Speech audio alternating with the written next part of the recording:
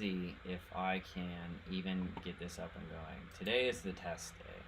It's gonna look better once we're freaking there, but your channel.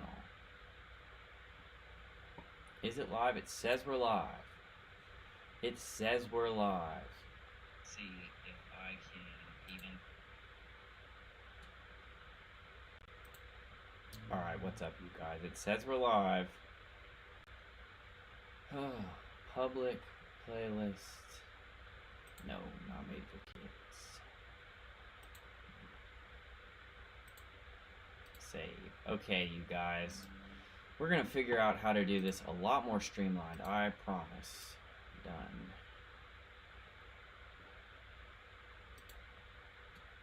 Balanced. Save. Okay. I promise I'm gonna play some guitar and answer some questions somehow, some way today. Okay. Channel content. Let's go back to the channel. But I think right now I'm just straight up need to go to my channel and just read the comments from the page. Okay. You guys, I think we've done it. I think we've done it. I think we're in here. Widescreen looks great. It looked better, right? If this works in woodwork, it looks great. But what's up, Chris? Can you guys hear this?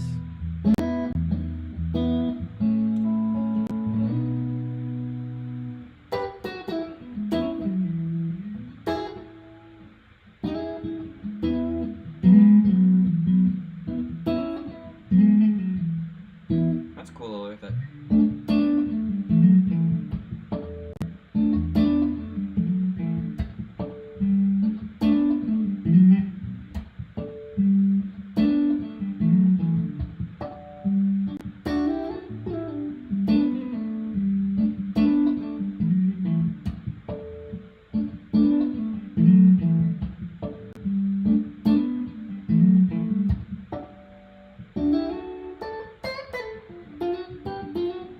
What's up, you guys? Can you guys hear me? Is this working? I think it is.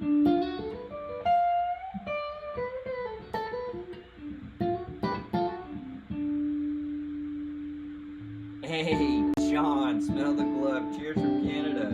Dude, I haven't watched This is Spinal Tap in a long time.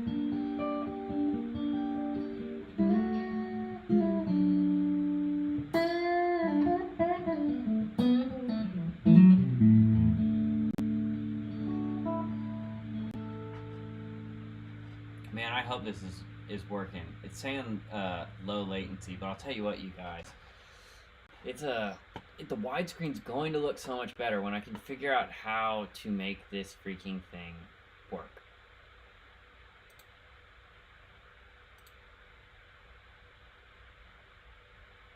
You know, that's I think where we're at.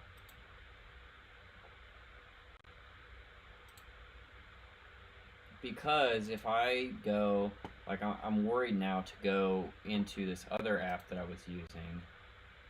So if I click on this Creator Studio with the link to this, last time it did not, once I changed it from normal latency to low latency, it did not want to cooperate. So anyways, I hope this is looking alright.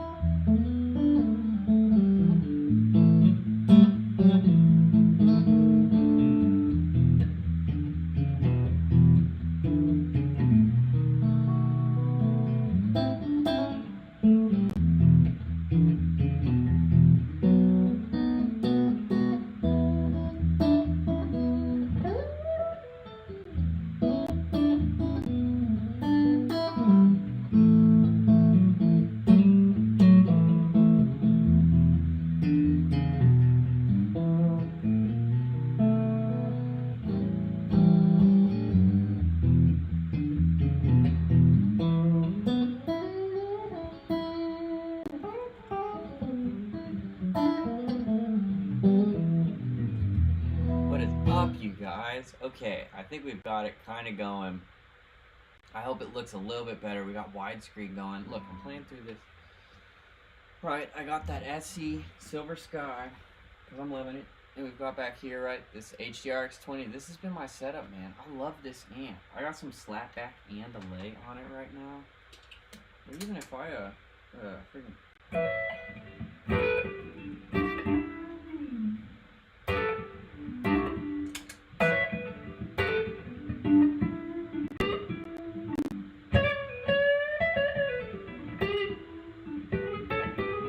Compression, I just turned the compressor on. Now I've got the Nobles on, and I've got a JHS Pulp and Peel on. That's what I've got on, Sean. Yeah, do you like that video downtown? Hey, thanks, Chris. Jackie, I'm going to be honest, I have no idea how to get you more audio. But let's see on here if I can. Check, check, check, check. I think we just upped it. Check. I think I just upped it.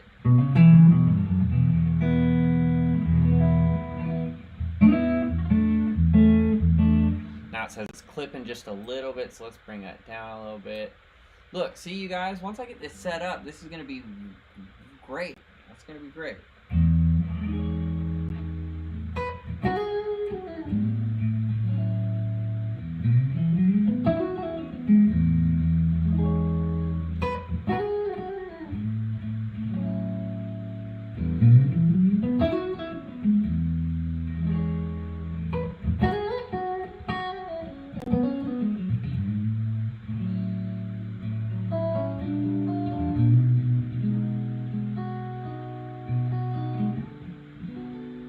Sherry, I don't really ever run direct. I do have an HX Stomp XL on the ground, and it's kind of like my last resort. But I use it for all like my reverbs, delays. I've got a slapback on. I've got a normal spring reverb on, and then I've got a little bit more like spacey reverb on right now. I've got some weird ones, like this is a really long one. Right, that's kind of crazy.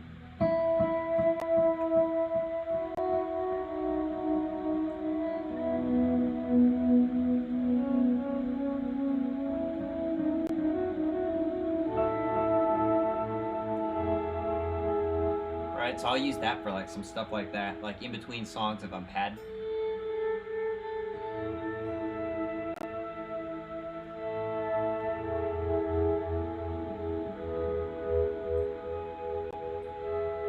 Really good for holding it down.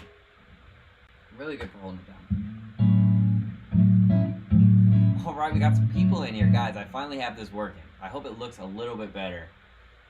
Sounds great. Oh yeah, hey, thanks, Chris. Cheryl, do I ever run direct? Yeah.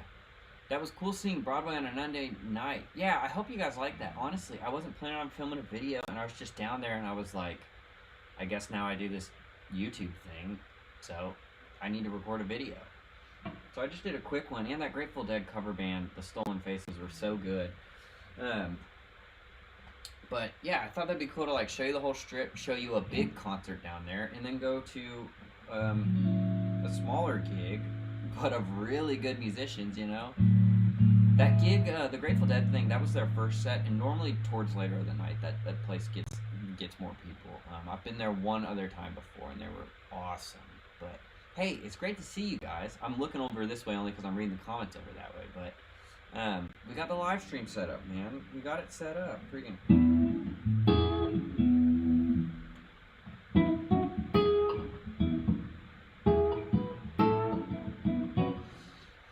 Be cool if you could show what other guitar players around town are using for live gear. Hey, thanks. You know, I thought about that. So Ben, the guitar player in that video, I don't personally know him, but I went there because my friend is buddies with him. And I had to leave because I had a cousin downtown I hadn't seen in a while. So I went to a different gig. But when they were on break, I was thinking about being like, dude, should I ask him? Like, I'm this guy now. I'm the YouTube guy. Should I be like, hey man, do you want to be in my YouTube video real quick and I ask you about what you're using? And I was thinking about doing that, but when I left, they weren't on break yet. But I think that's a great idea. So thanks for the comments. Lenny is an all-time dude. Lenny is is an all-time song, man. I love that. Right? That's where I first learned to do that.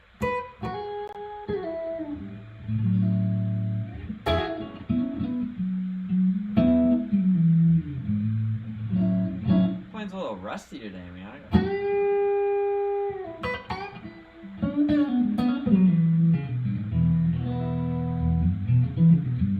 Yes, we're getting some people in here. The live is happening, you guys. I've got a student in an hour, so it's gonna be short for me live today. But well, I'm supposed to have a student in an hour. They haven't messaged me back. But very cool, Cheryl. Thanks, Kevin. North Carolina, Eric. What's up? Good stuff. Hey, thanks, man. So who do you like to follow on YouTube? I follow probably all the same people you guys do. All the guitar content people. Like, what got me to really start doing this more, because I always wanted to do that, but seeing Tom Bugavac's success was such a basic setup. Now, obviously, he's got a lot of experience and can play so good. But that made me be like, dude, there's a market for me just like I'm a guitar player, not a video editor. So I was like, there's a market for me just like throwing up my phone and doing like what Tom Bugavac does, but explaining it from a like a viewpoint of someone that's like maybe a little bit more closer to where like everybody else is, you know, because he's on such a top tier level in what he does. But that's what got me into it. Same thing with like I've watched Guthrie trap stuff for a long time, and Guthrie does a lot more like specific teaching stuff. I mean, he's just amazing, but he just, I think, throws up his phone too, and it looks good. He uses the back camera. I think that makes a difference. But yeah, I love following everybody. I love reading these comments too, you guys. Thanks everybody for hanging out. We got some likes. We're finally on stream. Very cool. Greeting, North Carolina. Curious, why Silver Sky versus Strat? Well, Sean, I'll tell you what. I like this thing, but I have both. Do you guys want to? This is what's fun about live, because I can just sit here and interface with you guys. So check it out. This is, right, a 2023, essentially, I mean, new SE Silver Sky. This is a 2003 American Deluxe Strat, and this is the first good guitar I ever got. You know, I've had this guitar for more than a decade. I got it in late 2010, I think, and it was used at the time, and they're awesome. Do you guys want me to like A-B them some? I'll play some on this, then play some on this. You know, which would you pick? Do you hang with Uncle Larry? You know, I technically met him a long time ago at a music program I was doing. There was like 8 students in the class, and he came in for like a 2-hour-long talk, but I didn't know who he was then, and I was so just shy in terms of like talking to him that he'd never remember me from that. He'd remember doing that, but he'd never remember me. But I'd love to hang out with him and be like, dude, teach me just how to like make me, you know, he's so good because he picks up and just off the cuff is ripping those intros that you see in all his videos. They're all so musical. He's never just noodling, you know? I'm trying to kind of get to that space, but I noodle a lot, right? Because I'm not as good as him. Did you play Stagecoach this year? I did not play Stagecoach this year. I had a bunch of friends out there, though. Good morning from Saskatchewan. Oh, that's awesome. Hey, thanks. I'm glad you like it. Thanks for hanging out on the live. I'm just reading your guys' stuff. Great channel, Tim. How'd you learn to play? Seems frustrating for us part-time hacks. Hey, you know, I learned to play initially for the first like decade through YouTube and listening to songs and trying to learn songs. I was really into Mayer, and I was always trying to just freaking, I don't know, learn anything I could from that. From the, you know, classic.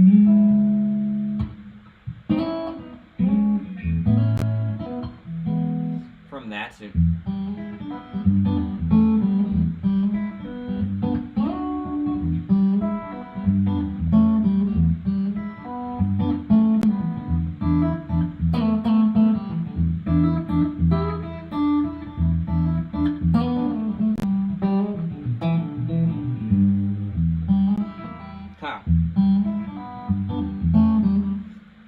YouTube, and then once I moved to Nashville, I just got around a bunch of people that were way better than me, and I just made friends with them and started hanging out with them and learning from them and jamming with them and being the worst person in the room all the time. I still am all the time, honestly, you guys, but it's great. So a lot of self-taught and then getting through that. Greetings from the UK, guys, what's up? self-taught, and who are your inspirations? John Mayer, Stevie Ray Vaughan, like all that stuff. Once I got to town, it started turning into country trap, Tom Bukovac. Jed Hughes is a really good player who posts YouTube stuff. There's just so many, man, so many. Bill Peters, hey, thanks, Bill. Love the channel. I have an extremely similar story to you. Moved to follow basic. Glad you're showing people what is. Hey, awesome. Thanks, Bill. I appreciate that. Greetings from Virginia, Don. What's up, Don? That's my dad's name. Love the grassroots thing. Hey, thanks. That's what we do here. No BS. Grassroots. I'm a guitar player, not a YouTuber yet. Not when I say yet. Even if the YouTube channel grows, like I want to get a better camera and do better lighting and stuff, but the whole core is to keep it the same, like conversational hang. You know, I don't want it to be like super crazy produced, even if the quality just literally looks better. So yeah, hey, thanks guys. Have you used the multi-effects pedal? Yes, I've got an HX Stomp XL on the ground right now. And I use it right now. I've it's got like a spacey reverb and a slapback on. So here, I'll show it to you with nothing on. Here's just reverb. It's just a touch of reverb too. And this is what I had on. I turn on the slap and extra reverb.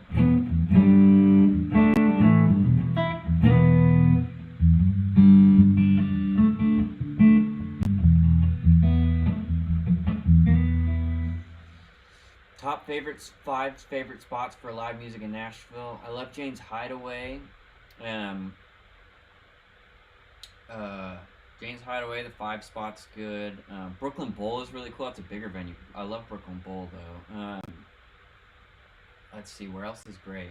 Dee's Country Lounge, I think it's called Cocktail Country Lounge. That's a little hole in the wall, but you can see some great music there.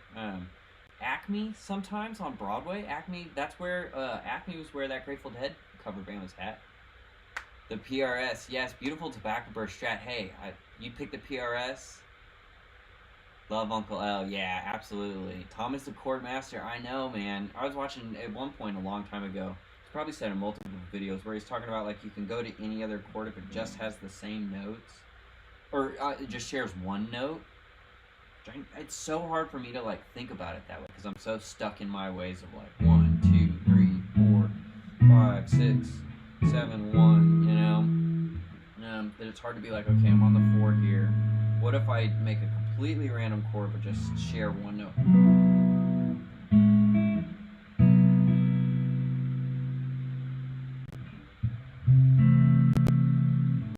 I have no idea, man. He's too good.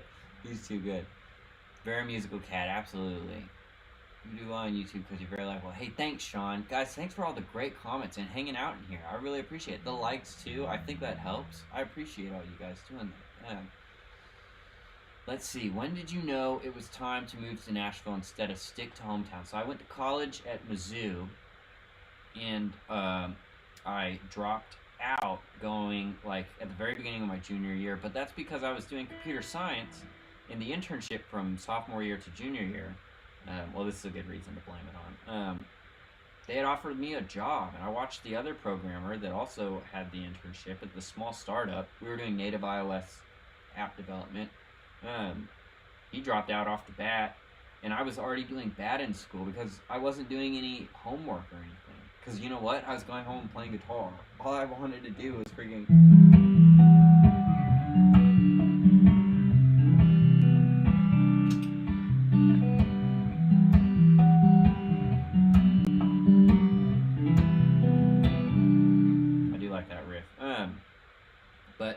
So I worked there for 2 years, and then right when I would have finished college, all my friends were about to move out of Columbia, Missouri, because they were finishing college, and I said, I'm going to move to Nashville. And I just want to get older and say I tried. That was my whole goal from the beginning. Doesn't matter what happens, I just want to say I tried. And now I've tried, and I'm still trying. It never ends, you guys. Never ends. The Strat is the real thing. You guys want me to plug in the normal Strat? What's your favorite cage shape? Or the shape you most often gravitate to? C shape. I love that C shape. That C shape, like this is a C-shaped E chord, you know? all that good stuff in there. Then you can go.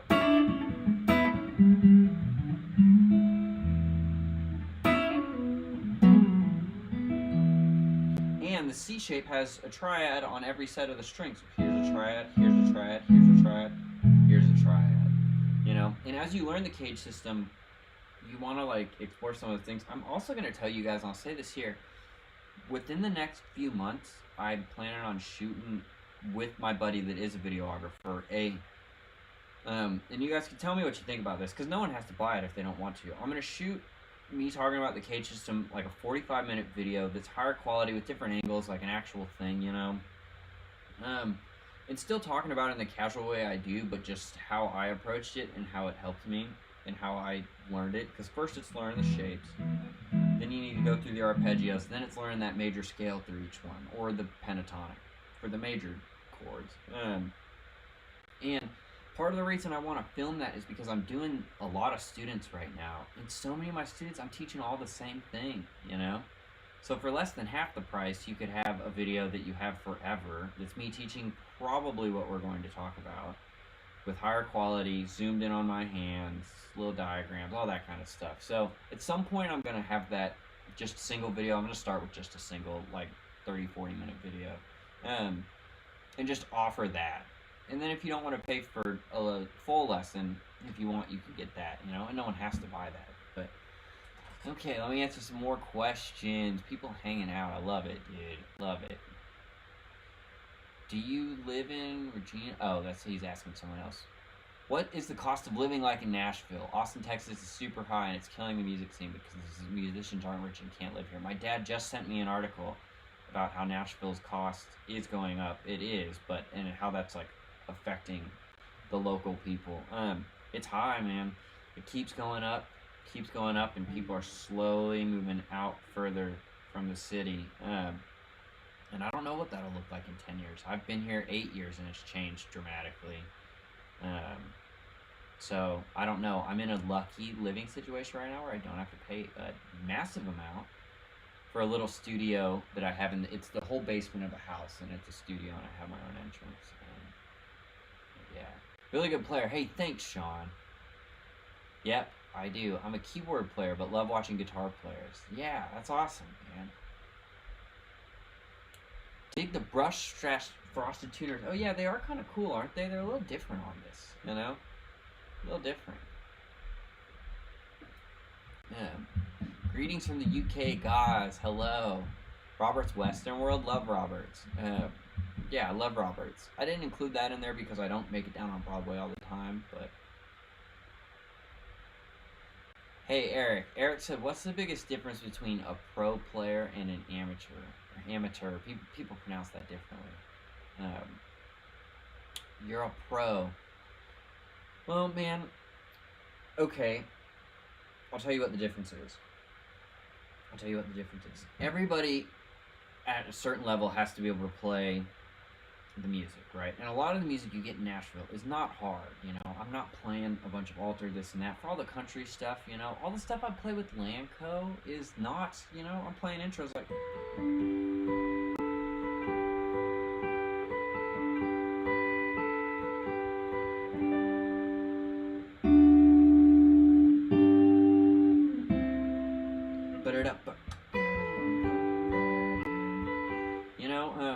doing like technically hard things. So what's the biggest difference, because you have to meet that certain threshold, and then the difference between the amateur and the pro then is the experience, and it honestly then turns into a bunch of stuff that's not guitar.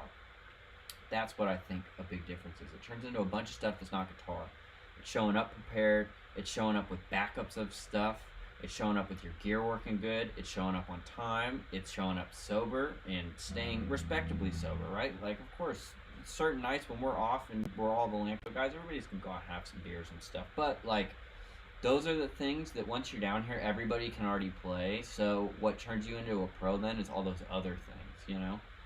Because if you're playing on a gig any size, right, and you can't show up on time, you can't show up sober, your gear's always messing up, you're not taking showers on the road, I mean, you're annoying or getting way too drunk, right? Like, all those factors are, everybody can play down here. everyone can. So they're just going to go to the next guy. And I bet anybody would tell you this, that they will take the slightly less talented player. Everybody has to be able to just play the music, but they'd take the slightly less talented, less flashy player that's going to play to the song and show up on time and show up prepared and everything than the guy that's so good but shows up and is winging it.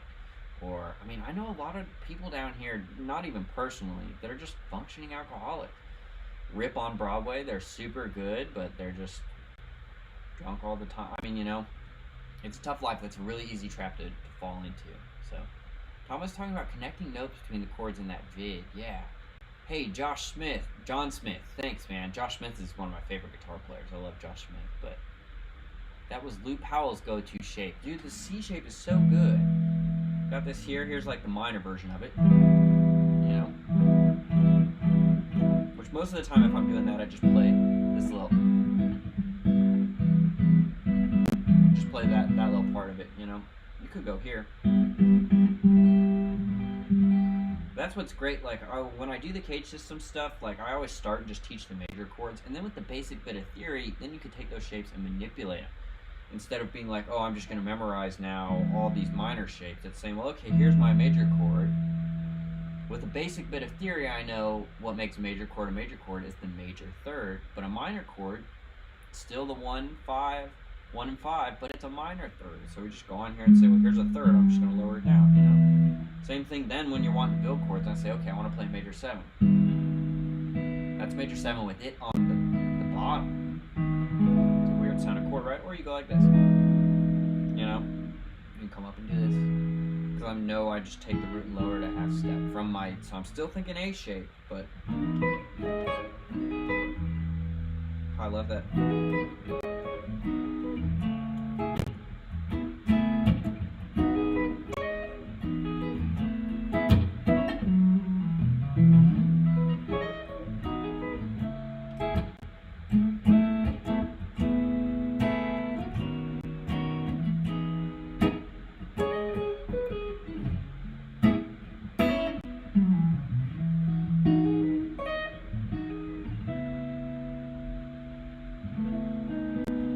Love that chord, man. Great content. Thanks, John. I've taught a lot and learned that half of the value of lessons is getting to play with someone presumably better than you for 10 to 20 minutes. Absolutely, Sean. Absolutely. That is the only thing. Now, I will still say I do lessons. I've gotten a bunch of you guys from on here that are wanting to take lessons, which is great. I just did 4 students yesterday. I got 3 students today. It's awesome. And the online lessons are great, but yeah, getting to... When I was doing in-person lessons, when I could get them, it is a lot better. Because the in-person lessons, we jam. The in-person lessons, I sit down and I say, okay, what are we wanting to work on? And then let's pick a chord progression, and I'll play rhythm and you solo. And we work on the thing we're talking about. Then you play rhythm and I solo. Then we do that for X amount of minutes, then we stop and talk about it, you know. Oh, you played something cool. Oh, I played something cool. Oh, you could change this or try this, or, you know. That really is the best way to get better. Odd question, what kind of strap do you use? I want a new strap, and I'm looking at Franklin straps. So I don't know anything about Franklin straps. But I've got one of them right here. These are the straps I use. My absolute favorite. This one's not as worn as my main one, but these are Levy's straps. It's all leather. And these are awesome. These are my favorite straps. I think they look great. I love the color of it. And this one's not as worn. In fact, check this out. I just got to move a little bit. I'll put the guitar down for just a second. I'll show you this other strap. So these are both same. But look how weathered this other. These are both. This one used to look like this one, right? Both a Levy strap. This one has my strap locks on and stuff. This is like my main strap. But look at how good these wear in, man. I've had this strap for...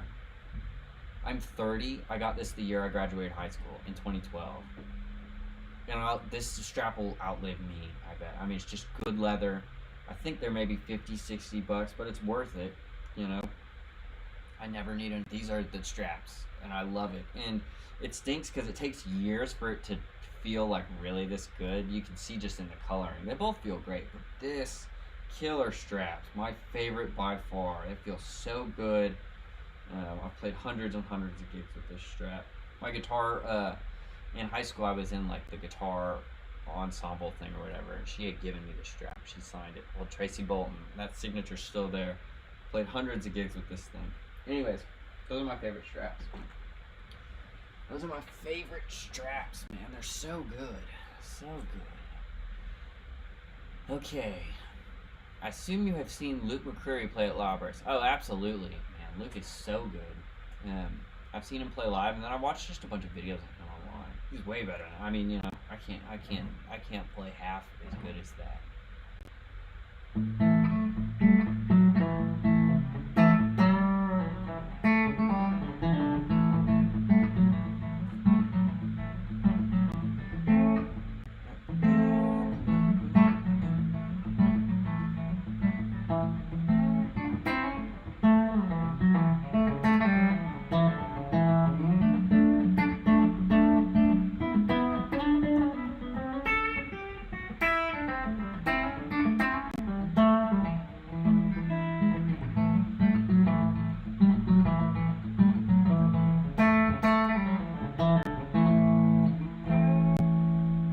Love that bend. You guys ever try that?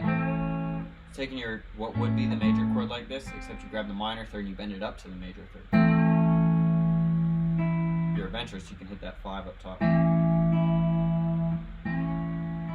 It's hard. It's hard. I'm still working on it. Okay. What point did you decide you're going to be a musician? I'm also a CS major and leaned into that because I never considered myself a musician. I played wrestling for 10 years as a hobby. I just decided I wanted to, I always knew I wanted to be one. I always knew I wanted to be. I loved it so much. And I just got to a point where I was like, I don't want to get old and say I didn't try. So I went for it. Simple as that. Just like on YouTube, man. YouTube, I just started going for it. And now people are watching. Now I have 66 people in here for some reason watching me. You know, so the best advice there is if you want to do it, you just go for it. Especially if you're already in CS, you have such a great fallback plan. I'll say this: you're going to make way less money. This is interesting. I'll talk about this on this live. I've struggled intensely the whole time I've been in Nashville with holding off on taking a full-time CS job. I've done a lot of contract work. Man, if I just took a full-time job, I could have been making more than 6 figures so quick. So quick. Especially after the first round of doing a bunch of contracts and stuff. Like, I was making good money then. I was starting out when I was starting at 50, 60 bucks an hour doing that. When I was new. So you're going to make a lot less money. You're going to have to work harder. But it's the same thing. It's like everybody talks about, you know? I never took the full-time job because I always felt like I'm going to take that full-time job, I'm going to have a consistent 6-figure salary, and that's going to be really hard to walk away from. Really hard. So I just kept holding out, and now I still don't make that kind of money, but I do something I love, and I'm really passionate about it, you know? So, yeah, that's my advice on that. I know it's kind of long-winded. So you prefer caged. Why? And why do you think some players and teachers hate on caged? So I think caged is the way of thinking about it, but none of those players or teachers that hate on it don't know their chord shapes, you know? You can think about it any way you want, but if you play this triad, I'm just thinking this is the top of the D shape, or it's the bottom of the D shape, or the top of the C shape. And in caged, then I know my major scale.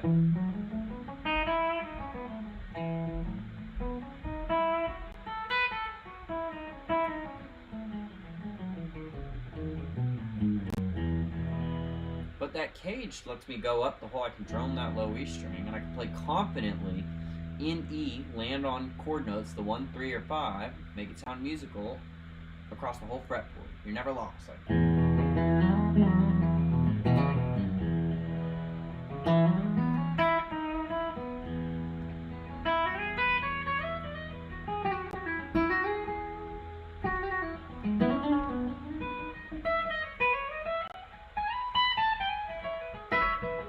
I know right there, I'm coming up to my C shape, right? Went down to that E shape. Ended back on that C shape, an octave down. Playing the 5 in A shape right now. Now Now I'm playing the 5 in G shape. Now I'm playing the 5 in E shape. Then we'll end the E in G shape.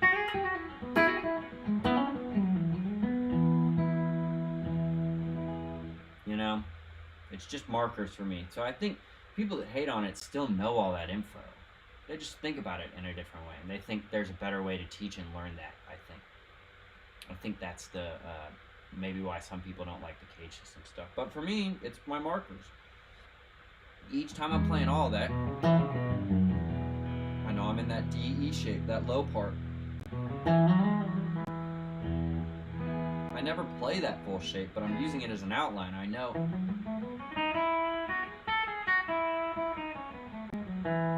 You know, I know where I'm at. And then with some music theory, you start saying, okay, I was playing a lot of major stuff there.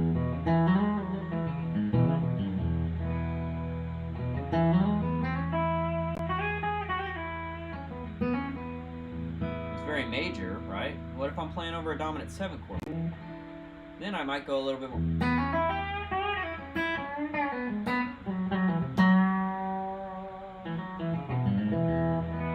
You know, so then I know where the intervals are at, and I'm saying, okay, I'm going to lean into that. I'm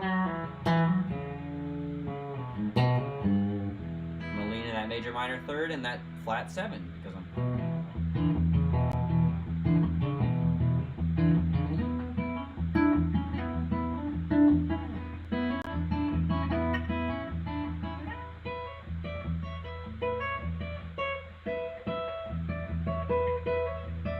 See how every part I know that, because in each of those shapes I know, okay, in my C shape, if I'm going to hit that flat 7, it's right here.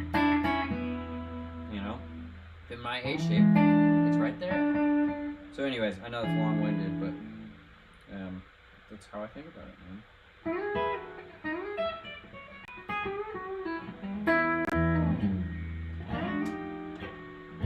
Okay. How do local musicians manage PA stuff? Oh, PA. There's certain gigs where you have to bring a PA, but almost exclusively you don't have to do that. Where you'll find that more is if you're on a solo acoustic gig. Like my friend Charles plays those all the time, 5+ days a week. And sometimes in the hotel lobby, he's not playing on a stage or anything, so he'll just bring. He's got one of those, it's not the Bose system, but it looks like one of those fat bass, skinny top thing.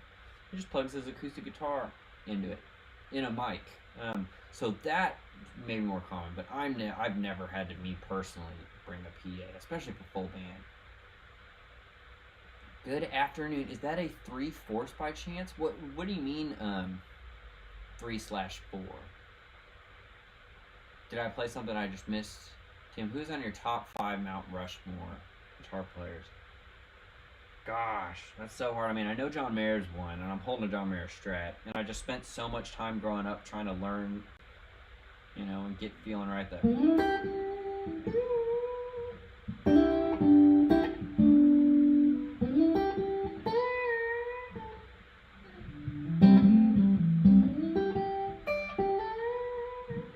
Yeah. All the John Mayer stuff, from that to freaking.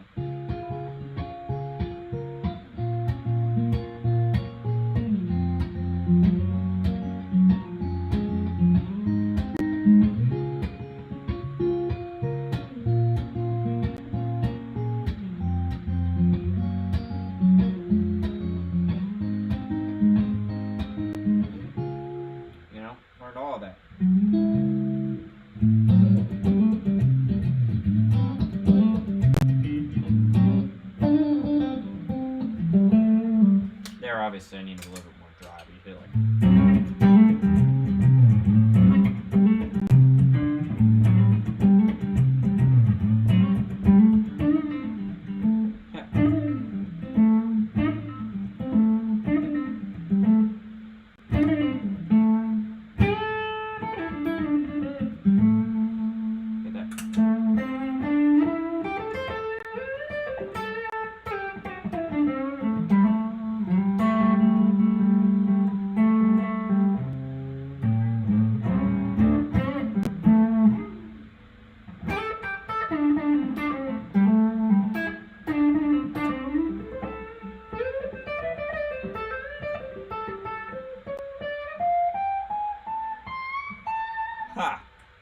you do when you don't know what you're doing. You just keep going.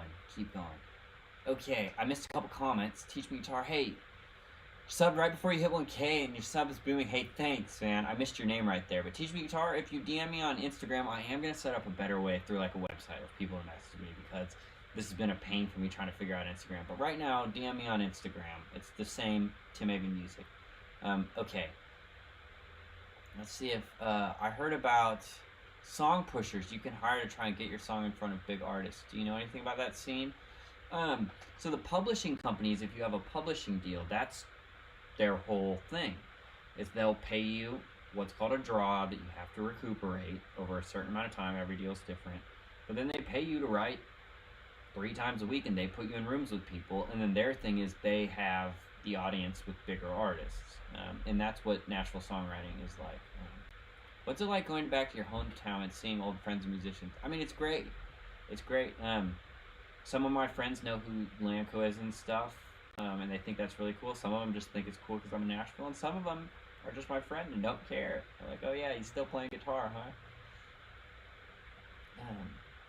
Thanks for that comment though, Daniel and Melody.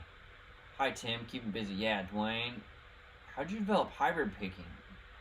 Did you like Danny Gatton? He's the guy who turned me on to hybrid picking. I like Danny Gatton, but I never sat and tried to learn a bunch of that. Honestly, Guthrie Trap was initially where I started learn hybrid picking, and this is how I started, guys. I'm gonna make an actual video because a lot of people have asked about this.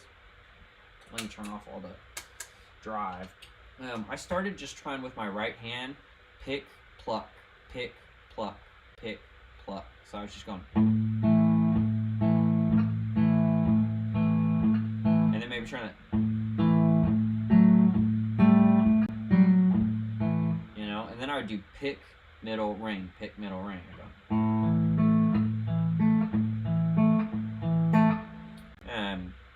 and then all of them together, just plucking them all together. And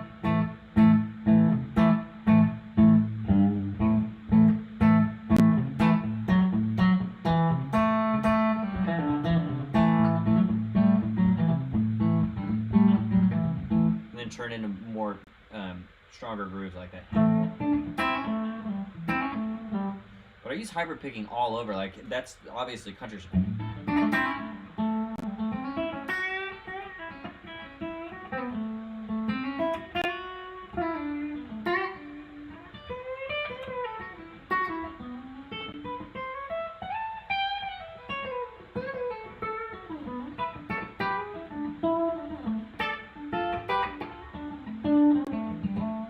We messed it up a little bit there.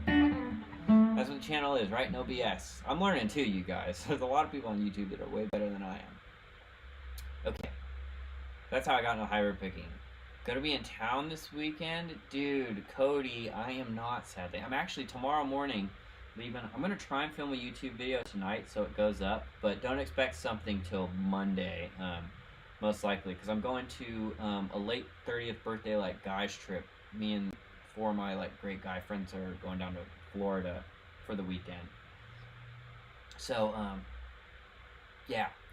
I won't be in town this weekend, sadly. Dude, I'm writing software while watching this. Yeah. Meloids. I said melody earlier, didn't I? Meloids. Yeah, that's awesome.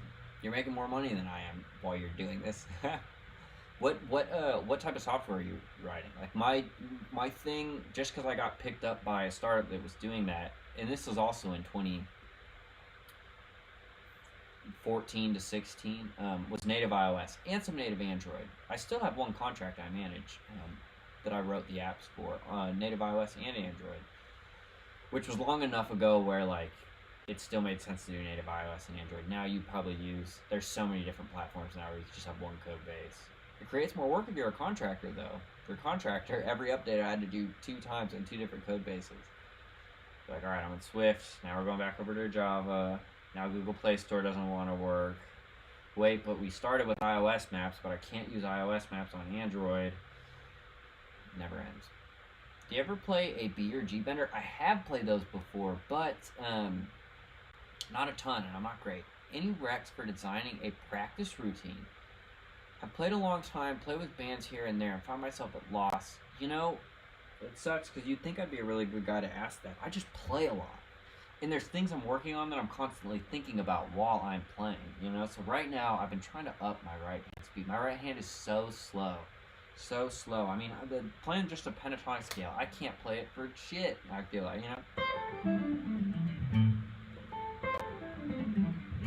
Dude, my quick alternate picking is really terrible. So, as I've been working, I've just been focusing on that.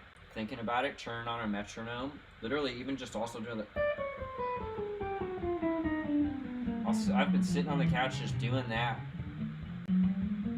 I'm worse going up than I am down. I've got like some quick licks, you know, but I'm not a crazy fast player, so I've been trying to up that. And the way I've been practicing that is every time I'm picking up the guitar, I'm just conscious of it. And the same way, all that cage system stuff and everything, I was practicing the shapes, and then I just started thinking about it all the time, and being like, if the guitar's in my hand and I'm going, okay, what shape am I playing out of? Where am I at? What is that, you know?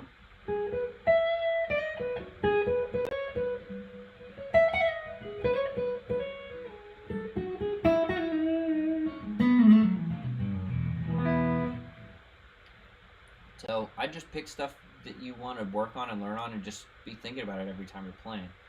Love what you got going so far. I'm in a similar position to needing to learn a ton of songs fast before a gig. What's your approach to that? Okay, Colin. I'll absolutely talk about that. Let me answer a couple more of these questions and then I'll talk about that for a minute. Where's your Gibson guitar love, brother? I don't own a Gibson yet. I'd love to at some point. I went the PRS route for a humbucker choice, and then now I'm a PRS artist, so you know it only makes sense for a humbucker guitar I'm gonna play this DGT sitting next to me, you know. But at some point when I have more money, I'd love an old 335. I'd love a P90s, like some type of, you know, I like them. I went the PRS route, and then once I got the artist sponsorship, it was just like, okay, well, right now, if I'm playing a humbucker guitar, like, I'm going to play this guitar, you know. Which I do love this DGT. I'll plug it in if you guys want. It's a 2003. This has been my main guitar. A lot of people have asked about this capo. I think it's a Diodario, or is that Dunlop logo brand? It's a really good capo because it's always there. They're expensive, man. You'd think that wouldn't be that much. That little capo's $60. Now it's really good, and I've had it for like 5 years. So, I will say that. And I haven't lost it. 3/4 guitar size. No, yeah. It's probably just the angle. It's a full-size one, though. Okay, I'm going to talk about learn a bunch of songs and stuff. +1 on lesson info.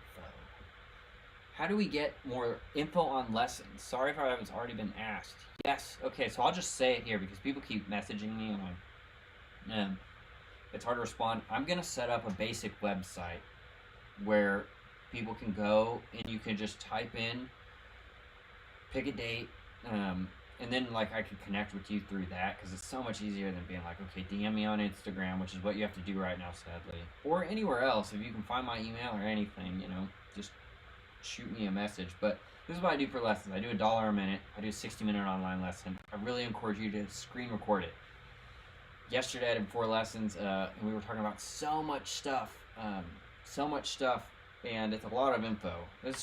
Yesterday for a bunch of the students, like, this is stuff they could work on for the next couple years, right? Like, it's a lot of it's like, and some people more just want to pick my brain. Some stuff we're talking about tone, right? Like, if you're paying for a lesson, it's, you know, you can be a beginner, but most everybody I'm working with, like, already plays some, so they have an idea of, like, I think I need to learn this better, you know? Because I just ask, is there something you're looking to learn? You know, what do you want to talk about and work on? So a couple people have just wanted to pick my brain and be like, okay, what are you using for effects? This is, you know, I do $1 a minute, 60-minute lesson. And before, when I was doing lessons, I'd offer, if you want to buy multiple and do it like every other week or something, I'd just discount that price because you're buying multiple at once. But if you're interested in that, you can just shoot me a DM. And then hopefully, like I said, I'm teaching so many people the cage system stuff. So I'm going to just shoot. I have a videographer friend, and I'm going to pay him. And we're going to shoot good 45-minute intro to how I think about it, just me teaching it. So many people have that, but I'm really not selling the cage system video because there's a billion of those. I'm selling me teaching the cage system. People seem to like me talking on here, so that, you know. But then, you know, if I did a 45-minute good video like that you could always have multiple angles, zoomed in on this, diagrams, PDF download, all that, you know, you could one time buy that for 25 bucks if you don't want to take the time to do an actual lesson. And I'm thinking about doing that because so many people I'm getting in and we're like working on the same stuff. So that'd make it more accessible to more people, and you'd have the info forever. But anyways, that's just in my mind right now. Hopefully in the next couple months I'll have that first thing up. But anyways, okay. Alan Hines, yeah, right on. Sorry, you guys. I was going to talk about, are you still in here that wants to know about learning a bunch of songs quickly? I'm going to talk about that for you guys. How do you become a PRS artist? And how can I also, thanks David. Okay, I'll talk about that. Let me talk first, before I read more comments, about learn a bunch of songs quickly. I've been in this situation so many times. If it's cover set stuff, it depends on how much time you have, how much of a crunch you're in, and then whether it's a cover band thing or like an artist thing. Because the artist thing, you probably do want to learn that solo, like note for note, you know? And you probably do want to like get the parts really right. If you've got to learn 45 cover gigs and you've got, or cover songs, and you've got 2 days, you need to map out the basic progressions, know the keys you're playing them in, the basic idea. You need any intro licks, intro hook stuff. You know, if you're playing Sweet Home Alabama, you need to kick it off and go.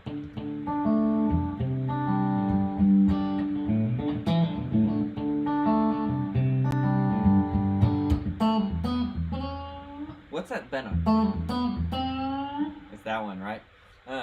Even if you're improvising some of the solo stuff, because if you've got just a couple days and you have to learn a bunch of cover songs, you might spend 2 days just trying to learn note for note all of the Sweet Home Alabama solo, which you're probably not even going to play exactly right if you just had that amount of time anyways. So if you don't have time, I'd say improvise on that part, you know, get the core things down. Like Sweet Home Alabama, you're going to have to kick that off. So I'd always focus on, okay, we're playing guitars and Cadillacs, and I'm going to have to go.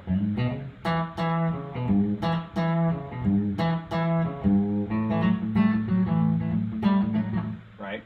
So the ones you got to kick off, you really want to know that intro strong, because then they're going to be looking to you.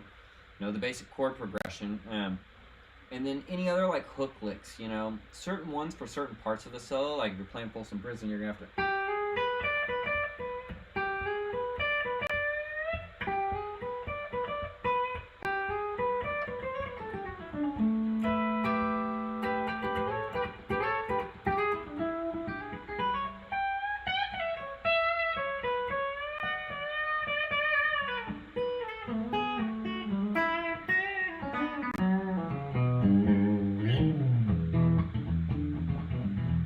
So anyways, there, my point was I did the first little bit, and then I just improvised.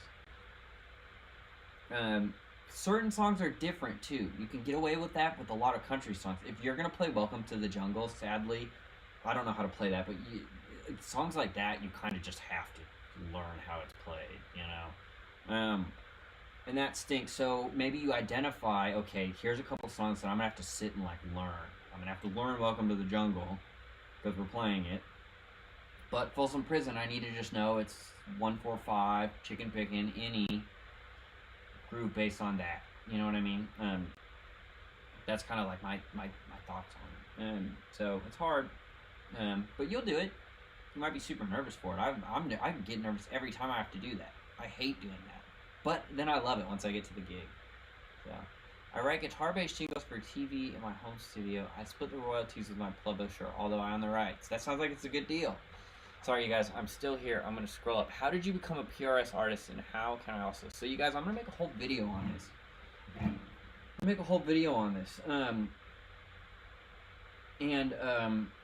Just talking about how you get sponsorships. The only sponsorship I have is PRS. I'm a PRS artist. Now, I will say, out of all the sponsorships, that's the only one I'd want. Or if I'm going to have one, that's a good one to have. And they're great. Dude, they're really great. They're great to me. So how do you get that?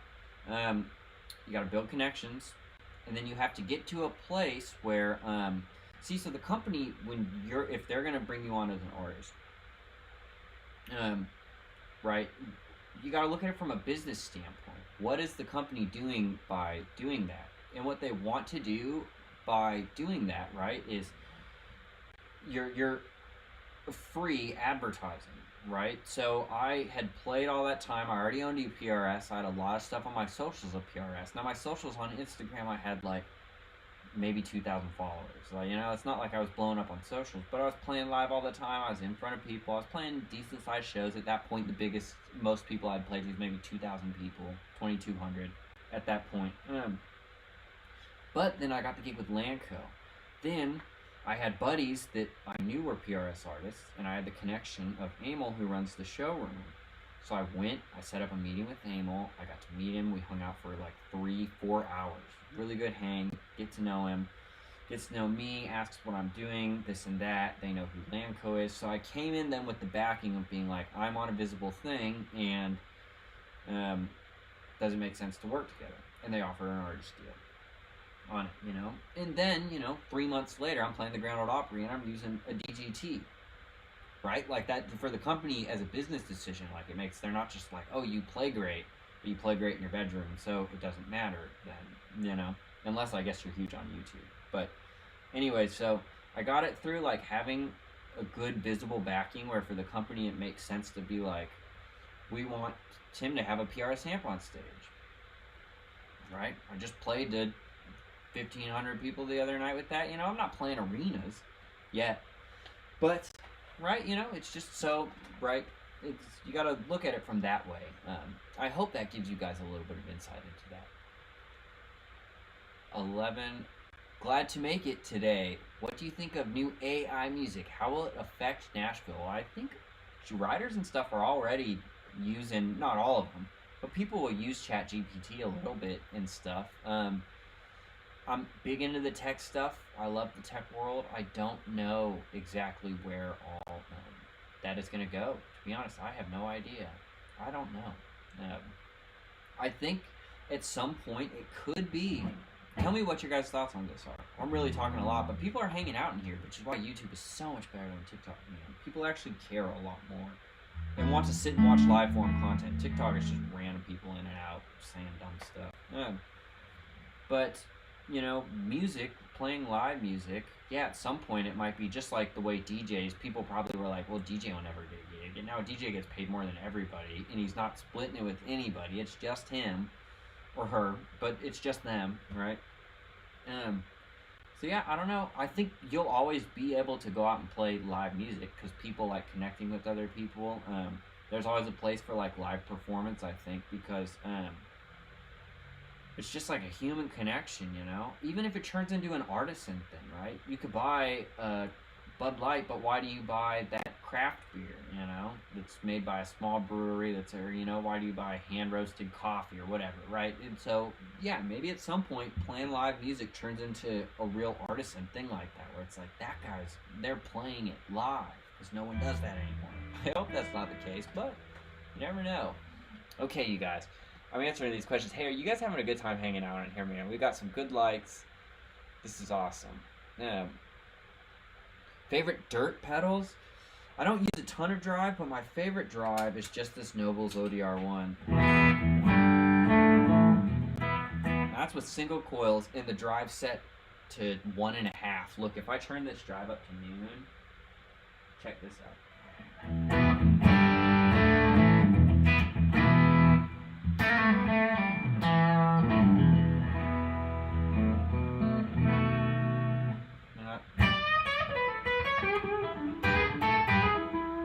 That bridge pickup here. I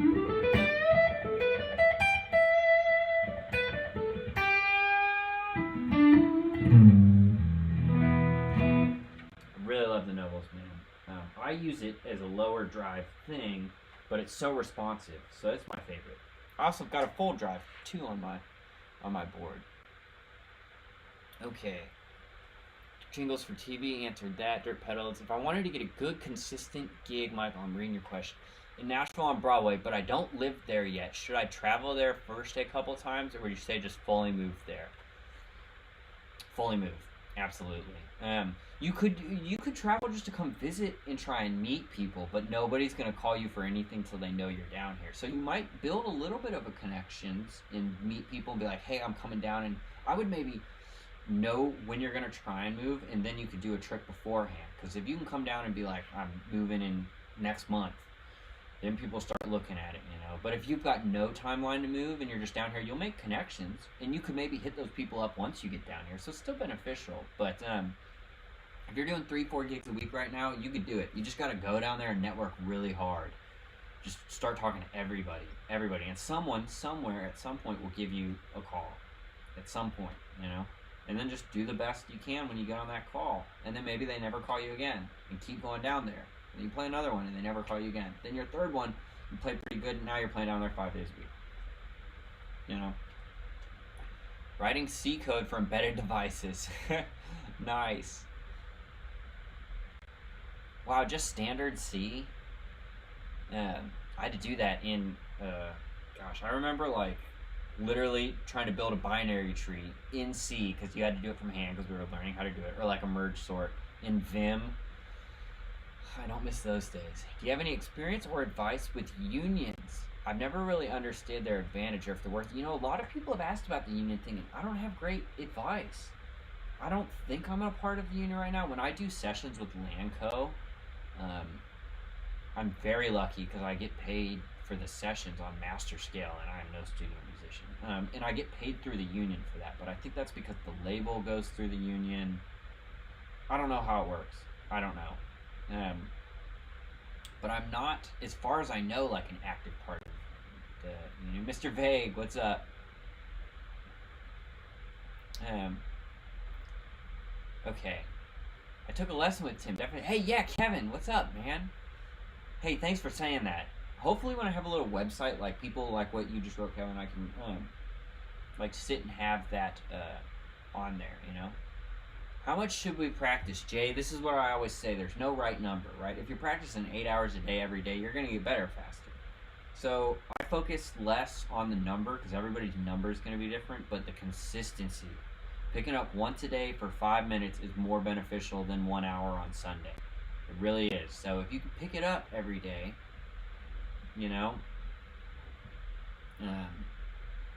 it friggin' will help a lot. Hey, can you guys still hear me? I'm getting a weird notification.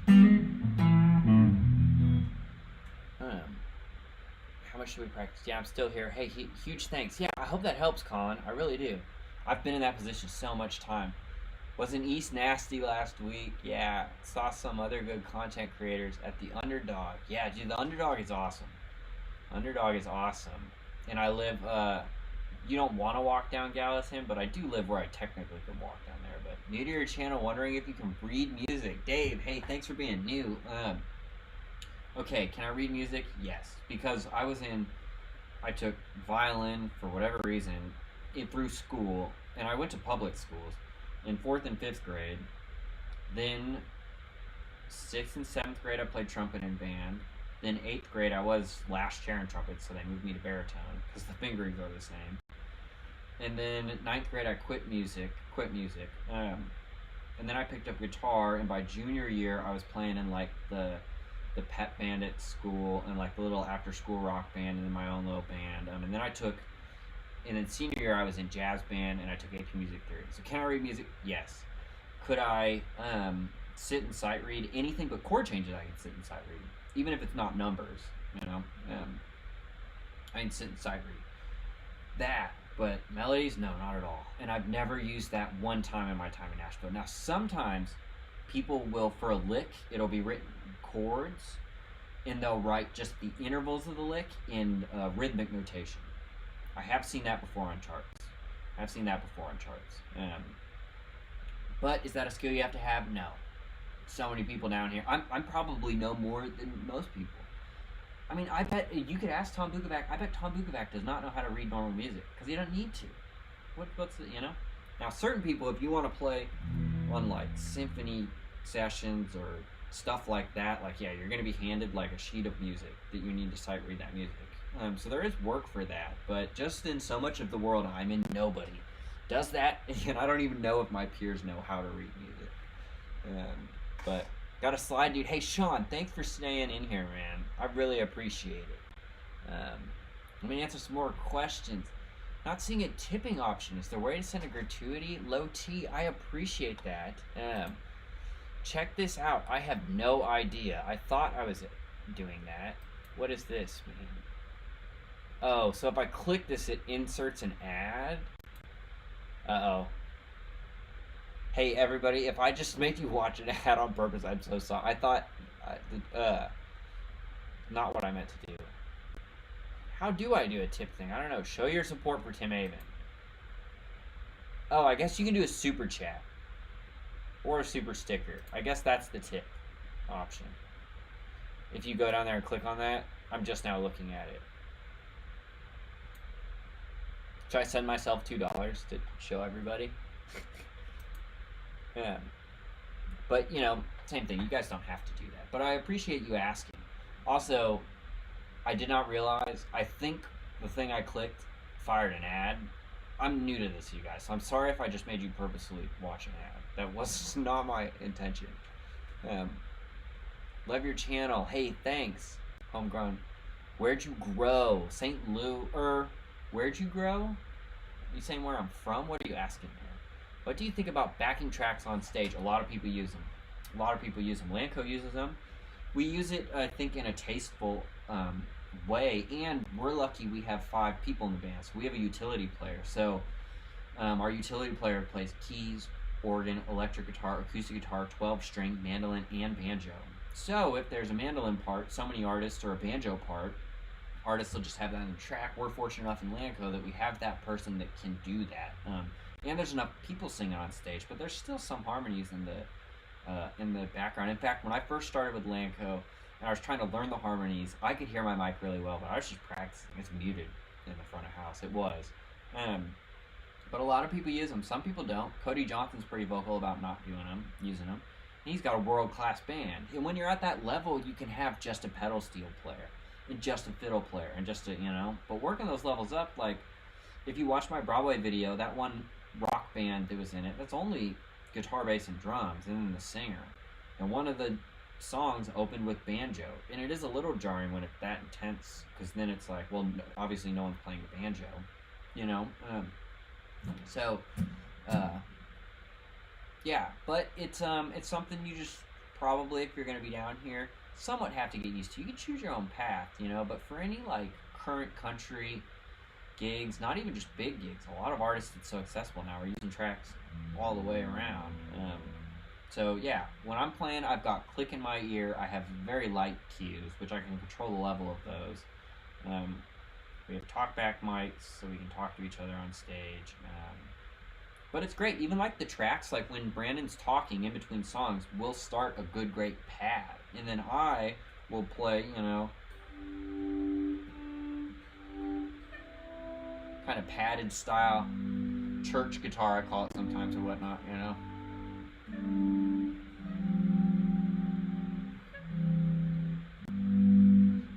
With it, so it's useful. But yeah, I don't think anybody you see, with an exception, with the small exception, is not using tracks.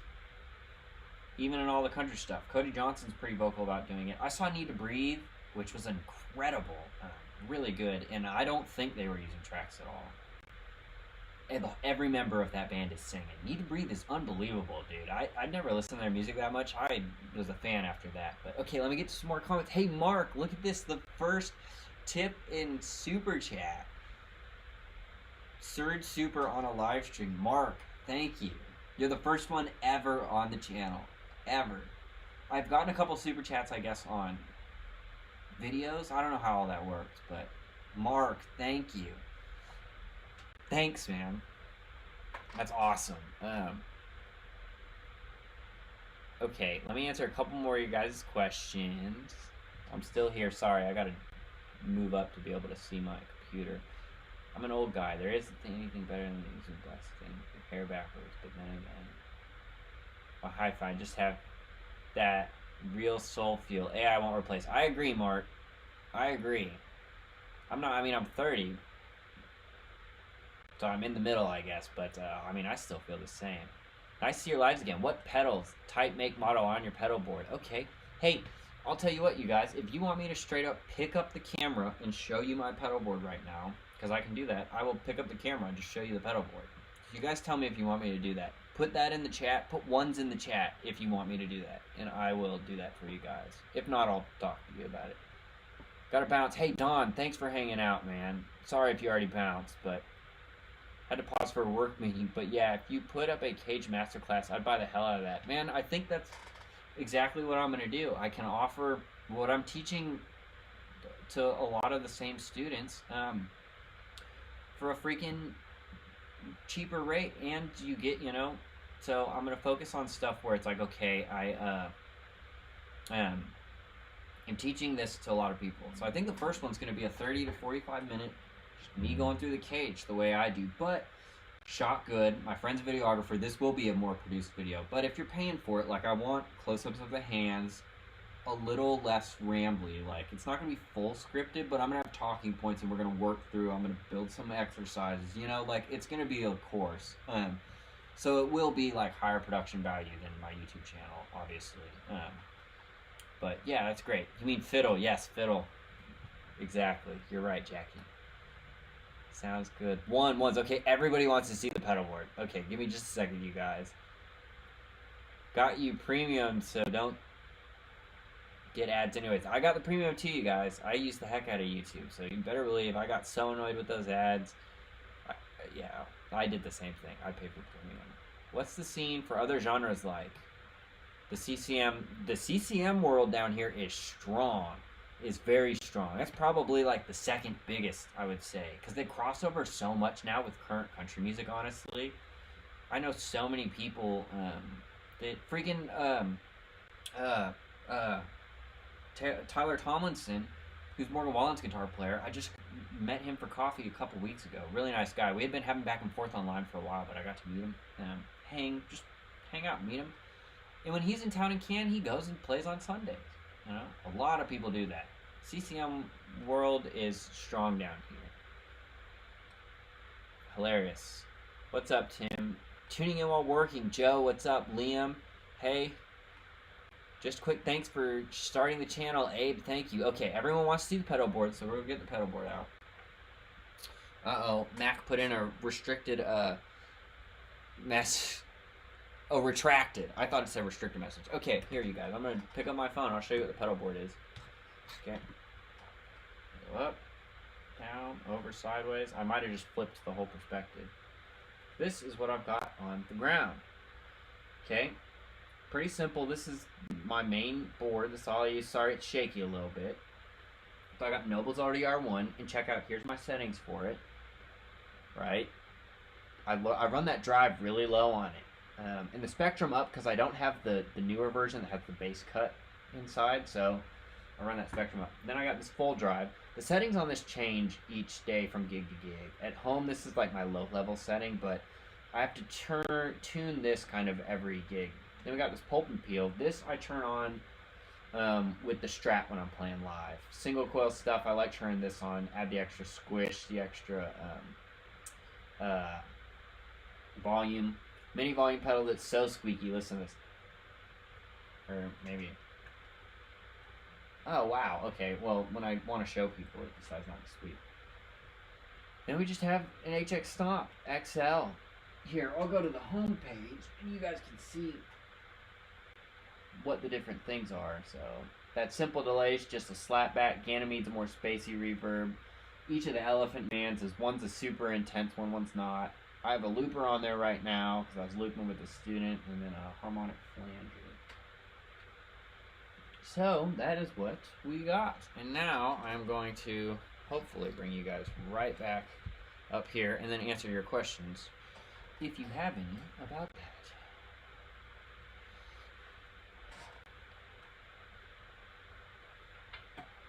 Oh, okay.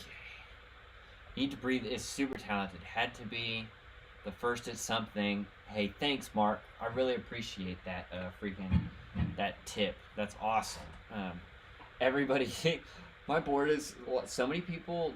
So by the end of this year, I definitely want to completely redo and upgrade the board. I don't know that everything's going to change, but I think I'm going to get a little bit bigger board. I want all the cabling clean as can be. To pay someone in Nashville to do that, like the really good people right now, that's like $1,000 to have them do it. It's really expensive. Now they do great work, but I want to get the cables completely clean. I want all soldered patch cables. Like, this setup still works, but it's very amateur, honestly, especially for the level I'm at. Well, maybe not, but either way, I love the pedals, but I could have a more significant board. So I'm sorry that wasn't more exciting. Everybody thought I was going to have this really crazy spaceship on the ground, and I definitely do not. I love this Silver Sky. I'm all about those out of phase positions, you know that?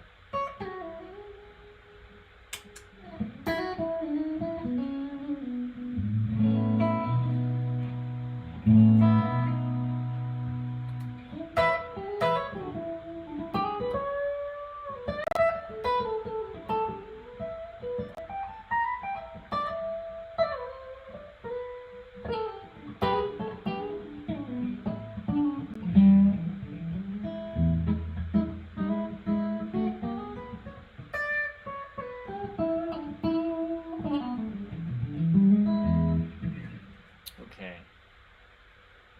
But also, it'd be cool to have a dedicated vid to your board. I could totally do that. I wish I had, like, more to talk about. I don't have that many pedals. I'd have other pedals, but, like, this is my board, man. I'm honestly, like, I've never been a massive, like, knob turner, you know? I mean, especially these days, 40% of my time spent playing electric guitar is unplugged on my couch, you know? I like a good amp that I can plug into. That's why I've always sucked at direct in signals. Some people get such good direct in sound, but they're freaking, like, just better at, like, going in and tuning that stuff. Whereas, like, I suck at that. I want to be able to plug in and turn it on, and it sounds good, like this, you know? That's all I want. I want it to sound good off the bat. I don't want to screw with a bunch of stuff, so... yeah, I bought the HX Stomp XL so I could have all that stuff in one. Because, like, for Landco, I'll have to use sounds like this.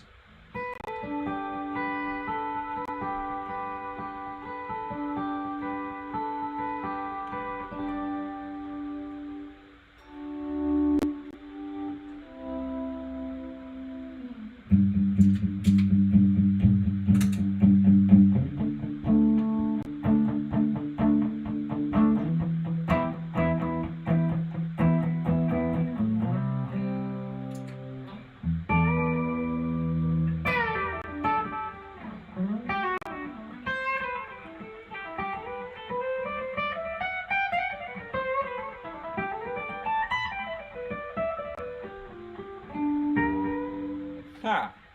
Okay, me messing around, you guys. Love the Silver Sky. Eric just got a Helix after using so many other people's. 10 years later, I know. Loving it so far. That's awesome, man. Got less to carry to gigs. They sound great. You got to work to make them sound good, I think, but a lot of people make them sound really good, so I don't knock that. Don't knock that. Coming through Nashville Sunday and leaving Monday afternoon. What guitar should I go? What guitar store should I go to? Great question. Carter's. Here, right here. Number one is Carter's, especially their new location is awesome. So good. Go to Carter's. Definitely go to Carter's. Groons is cool too. Those are like the top two I recommend. Rumble Seat is cool. It's smaller, but Rumble Seat's got a cool vibe. And yeah, if you were gonna go to two, go to Groons and go to Carter's. Those are like the Nashville staples.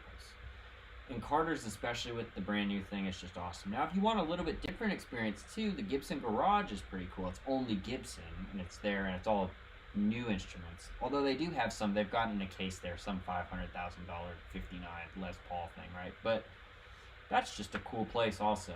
So any of those, I totally recommend. Really cool. I hope you enjoy that. Picked up a 70th anniversary Strat. Damn, that sounds awesome. The color sounds cool too. Are you liking that? Let me up this a little bit so my face isn't so cut off. I have the dragon fruit color. Oh, nice. Do you like the dragon fruit one? I couldn't decide what color. Everybody in Nashville that seems to have one of these has the moon white one, and I really wanted the moon white one. But everyone already has that.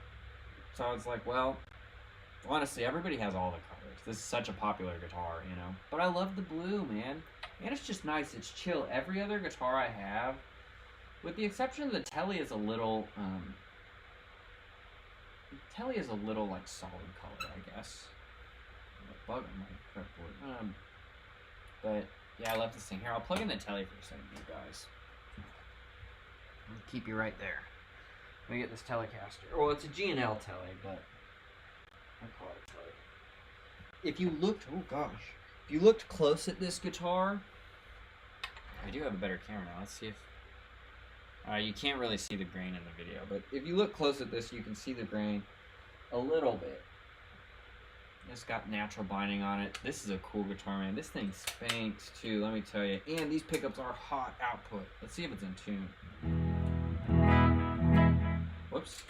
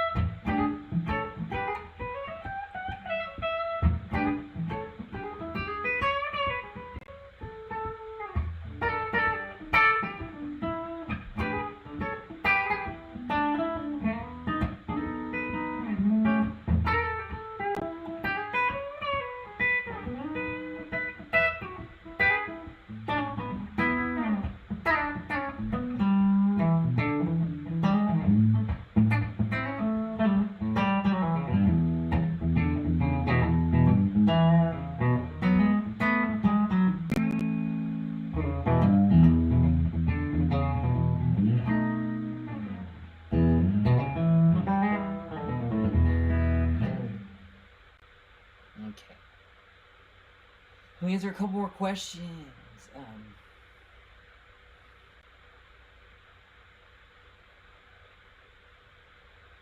Just got the Maple Fretboard Silver Sky SE. It's a banger. Heck yeah. Dude, how's the Maple? So I haven't played a Maple Fretboard one. I don't think they had one at the showroom when I was there. 9 Lives, thank you. Can we hear the full tone? Full tone? Yeah, this is the full tone with this. God, I don't play so terribly, Jesus. Hey, you guys, I'm out here learning too, right? You know?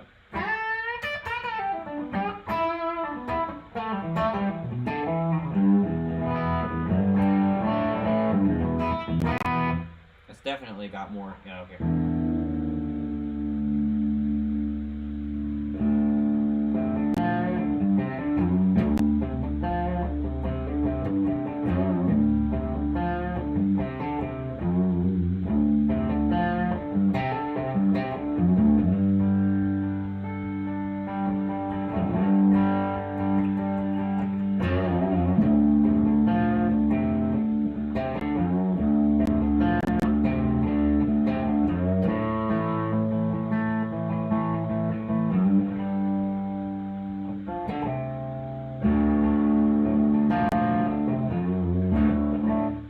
I'd use that kind of sound for something like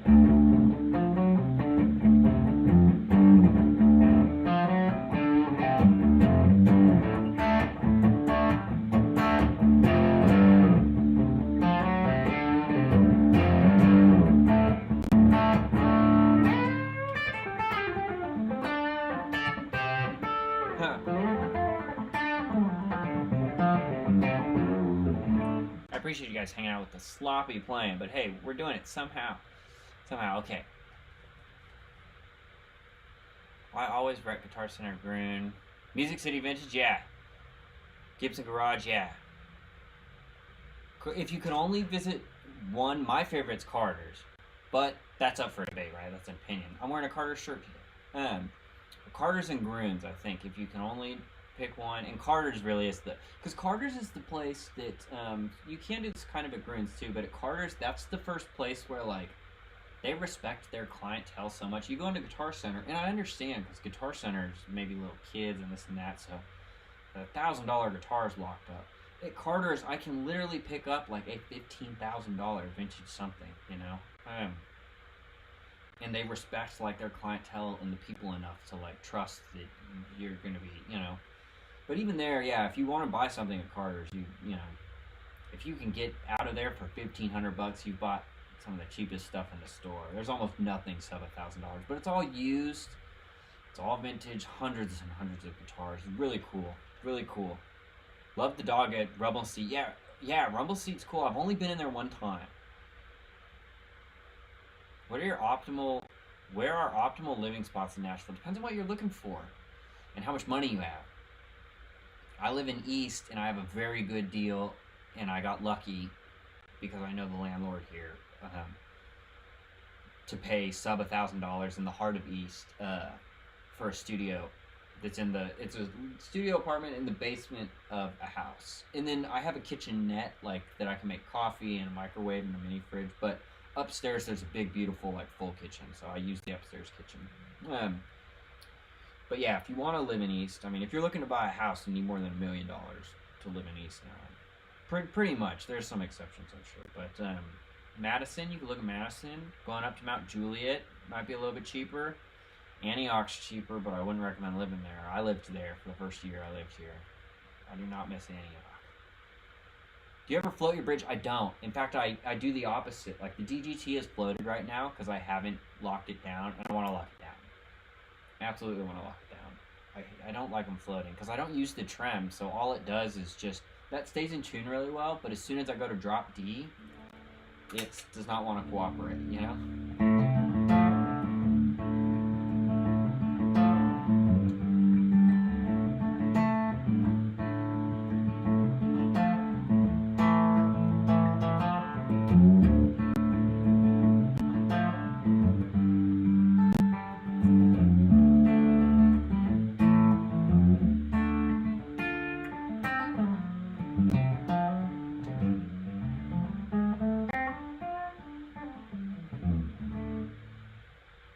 Do you find yourself tweaking knobs/amps based of guitar single coil?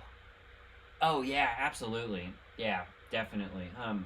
You know, when I'm playing live and I've just got one amp, I try to get it where the setting's good, and then I'll tweak maybe some stuff on the ground. Like, I'll use the compressor as a volume boost for the single coil so it matches the output some, you know? But yeah, absolutely. Sometimes you need the bright switch on. It depends on what room you're playing, what amp it is, you know, all those factors go into it. Greetings from Ireland, Tony. What is up? That is awesome. Okay, I'm going down the comments real quick. Argentina, hello. Eric, I live in Nashville. You don't have to be a millionaire. It's expensive but doable. Yeah, I agree. You don't have to be a millionaire. If you want to buy a house in East Nashville or Brentwood or Franklin, you kind of do. But to live, yeah, a lot of people live. Not a lot of people. Most people live here are not millionaires. Nice 12 bar. Hey, thanks. I'm looking at studio, one bedroom apartments downtown, going around 16. Yeah, downtown's expensive, but if you can, you know, I live in a studio that's in the basement of a house for a really good location, and I pay $900 a month, all in. Utilities, Wi-Fi, everything, which is about the best deal you're ever going to find, honestly. I have not had my guitar set up on a Plek machine, but if the place has a Plek machine, it's going to be a good luthier and a Plek machine. They don't, I think, just set it in there and then it comes out like, you know, I think that's really going by like leveling the frets perfectly. From what I understand, just missed the ASAT with the glasses B-bender, slept on it for too long. Oh, that's cool, Carl. The ASATs are good, man, and these MFD pickups are cool. They're different than a normal telly, but like, it's really cool. Oh, the Glazer bender. Got it. Okay, that makes more sense. But I have some buddies who swear by it, yeah. Thanks, Joe. Nice. I love that you guys are hanging and talking to each other. I choose luthier over plec. Yeah, I mean, a great luthier, especially in Nashville. There's a lot of good guys that do a lot of good work. You know, so support them. Yo, came across your channel a few days ago. Love the vids. If you have any questions about copyright stuff on YouTube, I'm happy to talk. Much love. Hey, thank you, Foolish Frankie. So, Foolish Frankie, you must have some experience on YouTube. Is that why your name is like highlighted different than other people? But hey, I appreciate that. Because I think I've slowly been managing it, but I just right-clicked on your name just to see if I could see your channel, but you can't. But put user in timeout. You can put someone in timeout. Carter's is like a museum to me. Carter's is really cool. Who got you interested in music? First influence was probably my grandfather. He's the only other musician in the family. Still alive today. Love my grandpa. In fact, I need to call him. I need to call him back. I've been so busy these past couple days. But he's a trumpet player. Great trumpet player. Can play keys pretty good. Can sing good too, although he won't sing for you, but he can sing good. But I remember being really young and him having me down at a piano and like showing me basic stuff, you know, just because he had musical instruments around. So my grandpa was the seed of it all. Hi Tim, greetings from UK. Hello, Charlie King. Kudos for living the dream and leaving the easier cash on the table. Love the channel. Hey, thanks. Hey, I appreciate that. And let me tell you, if you want to do this and do it full time, that's what's gonna happen. As I was saying before, man, I've been so close so many times to being like, I'm just gonna do it. Now I'm gonna get the full-time programming job. I can live way more comfortably. I can, you know, I've just held out every time, just barely. Music pulls me back in. And that effing train in East Nashville, yeah, I don't live right by that train, but I've been blocked by it, and it makes me mad. Yeah, East Nash 900, yeah, that's so good. Yeah, it's crazy, man. And that's 900 all in. I don't pay for water. That includes Wi-Fi. It also includes like paper towels and toilet paper and soap and stuff. The way this whole house is kind of run a little bit like a hostel, which the owners, the two men that own it, ran hostels in New York for like 25 years or something like that. So yeah, like we have a beautiful kitchen upstairs. I have my own entrance and stuff, which is really nice. So I just will go upstairs if I'm cooking food. But everyone that lives in the house is my friend too. But like we have a beautiful kitchen, and once a week one person has to clean it. So once every 5 weeks I have to clean the kitchen. We have a whole list of how you do it. So the place is kept well, kept nice. Really good place. About as lucky as a spot as you could ever get. And I'm, I guess I shouldn't say exactly where I'm at, but I am walking distance to Barista Parlor. Almost less than walking distance. I can get to Barista Parlor in under 2 minutes. It is. Okay. Recently got my first electric guitar. Want to learn music theory and how to improvise. How did you learn? What would you do differently? I want to make a video of, I did a video on TikTok a while ago that was like 4 things I wish I would have done. And I want to make that same video and put it up on YouTube when I was beginning. So here's 4 things I wish I would have done. I would make the video I make for this will be a little more drawn out, so I don't think I'm stepping on content. I would have, off the bat, tried to use my ear more. I didn't start trying. I was always just watching YouTube videos or learning from someone note for note how to do stuff. That like, dude, it took me way too long. And then my ear was super underdeveloped. And then I got to Nashville and started getting gigs. And the songwriter just sends you a demo. It's a crappy demo, and you have to figure out the chord progression. And I was terrible at that because I hadn't practiced that at all. I was so behind and still feel really behind on my ear, although I have noticed it get better over the past 5 years, no doubt. But there's a lot of guys that are really good. Use your ear. Work on your time. Learn songs you like. If you're into the theory stuff, look it up, you know. Start with just the major scale. Learn what a major scale is if you're brand new to music. You know, that sounds so basic, but everyone starts somewhere. You know, learn.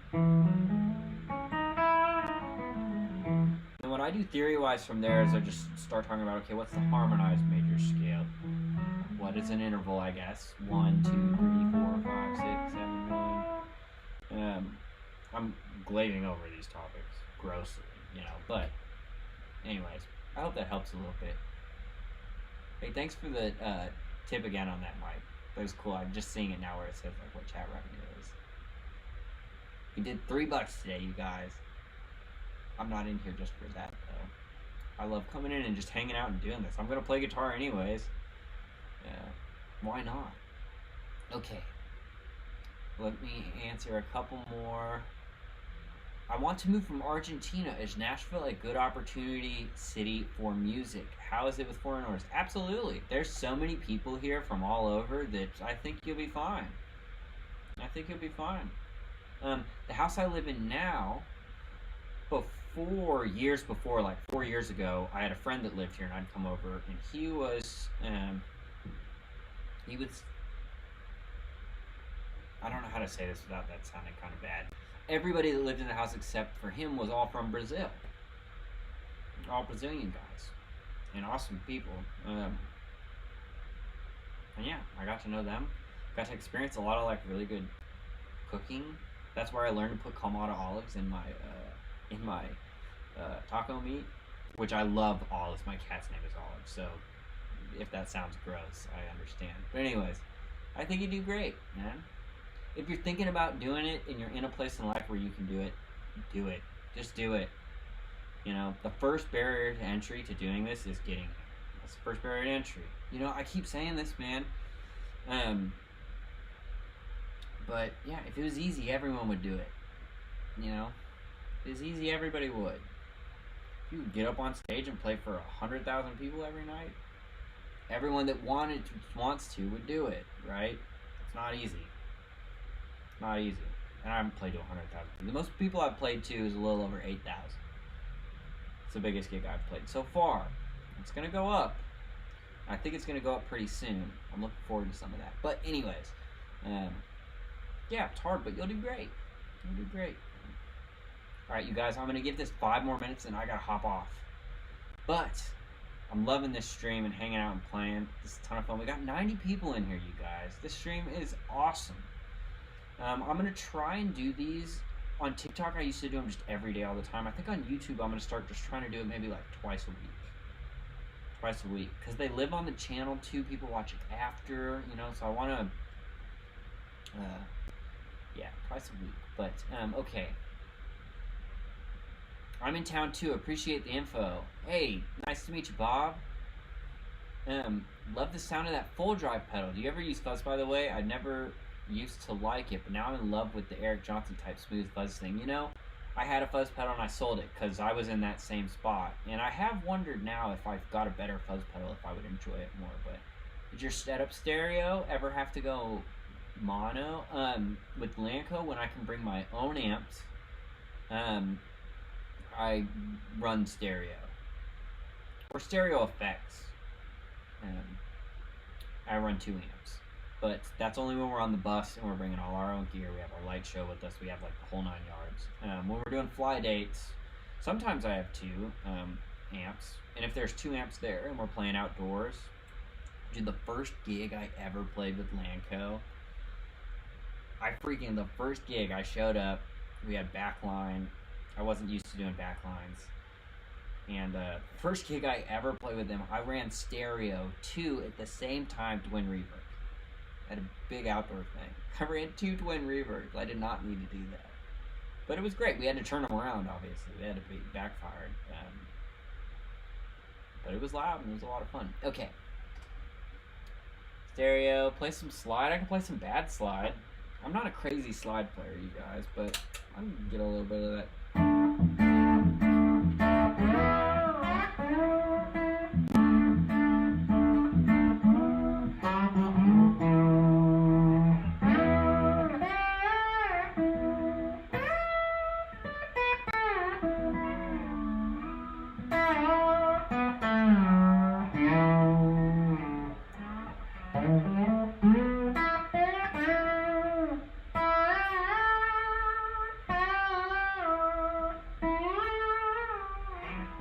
That's that minor slide thing. You get major, right?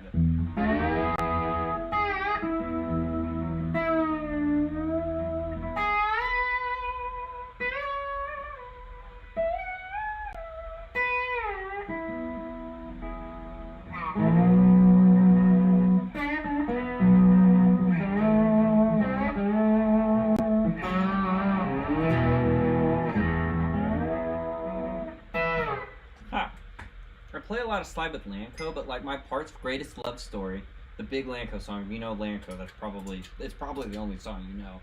But like Greatest Love Story, my part in that is just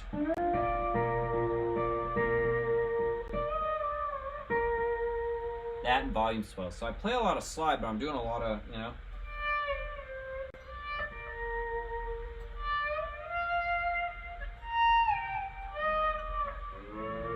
This guitar also has the by far lowest action out of any of my guitars, and it's hard to do that. But you know, I'll do like.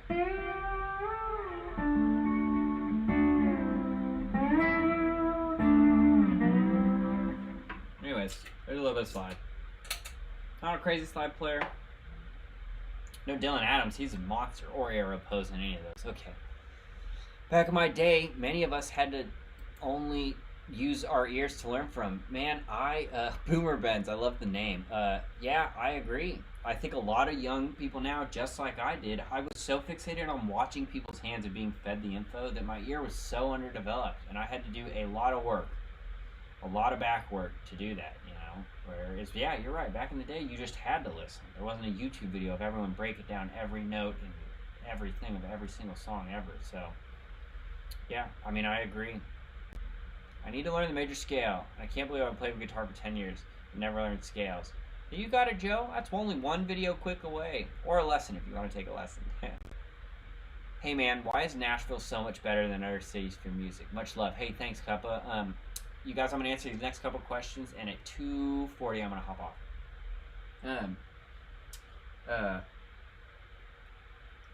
Nashville's just better because of the saturation and the amount of work. Different types of work. I think more than anywhere in the world. There's work in New York, there's work in LA, you know. I had a drummer friend that was playing here 6 days a week, consistently on Broadway, making good money. Moved out to LA, playing a couple gigs a month. Now he's a full-time programmer. Because there's just you can't go down to Broadway in LA, you know.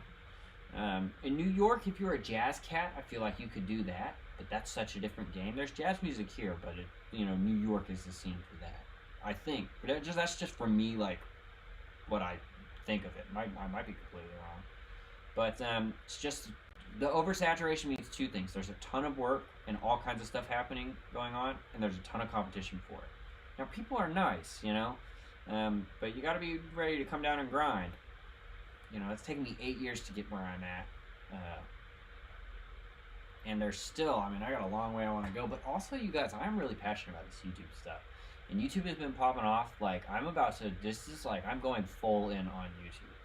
I'm going to make these videos, slowly make them better, get the content more cultivated, build a community, get these online lessons going, private lessons, like, a whole 9 yards of it. And I'm really passionate about this. I've been a part of this community for so long on the watching end, for music, and then also I'm a big gamer. I've always been into games, so I watch a lot of tech and gaming stuff on YouTube.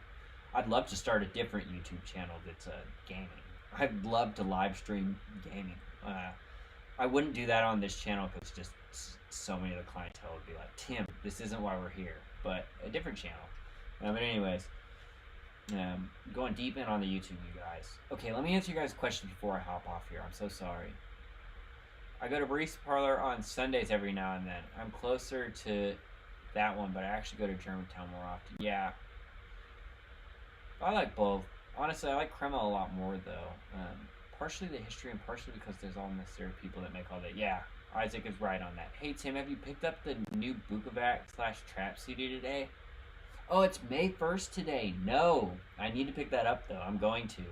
I forgot today's is May 1st, and I've been waiting for that record to come out. Like a bunch of you guys probably have been.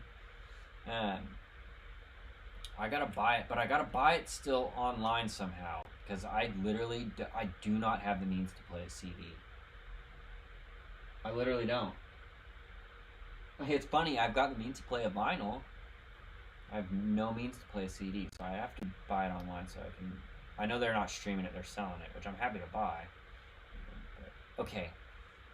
When you get a gig with multiple guitarists, are you usually getting stems for each part, or are you just listening for the rhythm or lead part? Depends on which gig you're on, and that specific question normally correlates really tightly with the level of the gig. When you're on a bigger gig, or you're gonna sub for a bigger gig or audition for a bigger gig, they will probably send you um, live stems from a live show, and then you can mute out the parts and stuff. Or even with land code, like if I'm trying to learn a part or something, like we have obviously all the stems for all our music, and we can just mute everything, and I can listen exactly to like what a thing's doing. I have a lot of freedom in land code. Live, we change stuff up a little bit, we jam, whereas like Tyler Tomlinson, who plays for Morgan Wallen, who I was just talking about, I had coffee with him a couple weeks ago. He's playing everything down to the exact note, exactly the way it is on the record, and the exact tones, the exact sounds. He's got to get that phase part right, exactly right, or whatever. They're replicating it exactly. So different gigs are different, but yeah, that is a common thing where you get the stems and stuff, especially as you move up levels. When you're first starting, for like lower level artists, they just won't have any of that. But in Antioch Apartments, Murphyville's Pike is horrible. Yes, Joe, I agree. I'd moved off of Bell Road when I moved here, and it was very dangerous. It was not good. Not good. I'm going to put you on...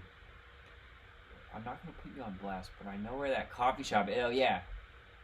I went to buy an amp from a dude in the parking lot up the record shop next door one night and almost got robbed. Oh, really? It's not too bad around here. I mean, there's definitely, like, some homeless people around and stuff, but... I don't know. I haven't ran into any right now that are like malicious. There's sometimes they're asking for cash, I guess. But do you ever play for people at assisted living homes? I've never done that, but I do know some songwriters that will do that. They'll go in and play songs for either people or kids in hospitals and assisted living stuff. I don't know. I guess they make some money from that, but I don't know a ton about it. Okay, later. Have a great rest of your day. Hey, thanks, you guys. Do you ever get asked to play lap steel? I haven't, but also I can't, so I'd say I can't. Later, Tim. Have a great day. Hey, love a pedal video? Okay, good to know. I haven't tried the Fender Montero. I haven't tried whatever that is. Nice to catch you live. I'm sorry I'm about to hop off, you guys. Got some stuff, in fact, I do. In fact, I have to message some students and move some stuff around. Shit, what time is it? Oh, okay. Yeah, I gotta get off. That Italian slide just reminded me of the movie Crossroads. Heck yeah. What is rent like in Nashville or close by areas? You could expect to pay anywhere from $700 for a room living with multiple people to, if you're closer to downtown, $1,600 to $2,200 for a studio or a one bedroom. If you're closer to downtown, that's like on the higher end. Yeah, bust out the acoustic sometime. Okay, great. Love new fan. Thanks, Larry. I'm trying to get to like these last comments before I go. What games do I dig? I've always been like a shooter fan, but I love Rocket League. I got back into Fallout because of the TV show, which I just love. But you know what my favorite game is, and it has almost become one of my all-time favorites already, is the finals. I love competitive games, and the finals is just competitive. I was literally just playing a ranked game this morning, which I won too. A ranked tournament. A bunch of you guys probably don't play that. But anyways, okay. Sweet, saying PC or console gaming. I've got a Legion Go, so that's my only intro right now into PC gaming. I'd love to have a PC. I just haven't had the money to, like, say I'm gonna spend more than $1,000 on this instead of guitar stuff. But I've got a PS5 and then a Legion Go, so I can play PC games. Like, I'll play some BattleBit sometimes, and I just hook that up to my monitor, and then it's no different than a PC.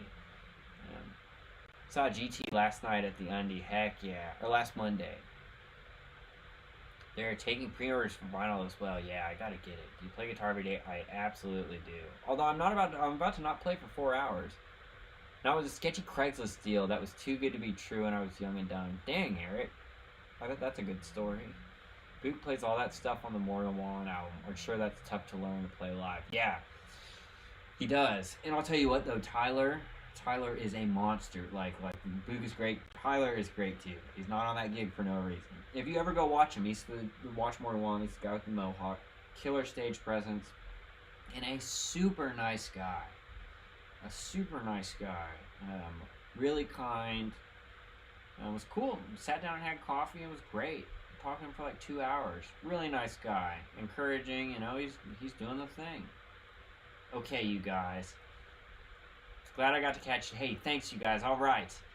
Great to see you back on here. For you guys that are just coming in, I'm sorry, because I'm about to end it. I freaking got a message from people. I screwed up. If my student that I was supposed to have 40 minutes ago and did not realize this because you're on California time, I am sorry, but I'm about to message you, and we're about to reschedule that, so I'm so sorry about that. That's why I was looking at the time saying, wait, what time is it in California? So if you happen to be in here, I'm so sorry. But that's why I'm going to hop off, because I've got other ones and stuff too. All right, you guys. Great stream today. Hope you enjoyed it. I'm going to keep these up. And until next time, shoot me a message if you're interested in lessons. And I'll give you a $5 discount if I go live and mess up the time and miss your lesson. So, okay, guys. I love you. Peace. I've got to hop off. We're going to end it. All right. Goodbye.